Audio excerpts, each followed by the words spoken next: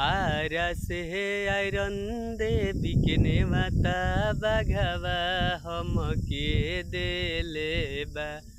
आरा से आयरन देवी के नेवता बघवा हमके देले बा। आहे चल करे पूजैया सखी मंदिरवा के गेटवा खुले बा।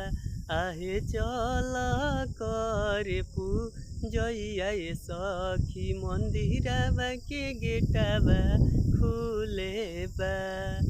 आरा से आयरन देवी के नेवता बघवा हमके देले बा। आरा से आयरन देवी के नेवता बघवा हमके देले बा। आहे चल करे पूजैया सखी मंदिरवा के गेटवा खुले बा। आहे चल करे पूजैया सखी मंदिरवा के गेटवा खुले बा।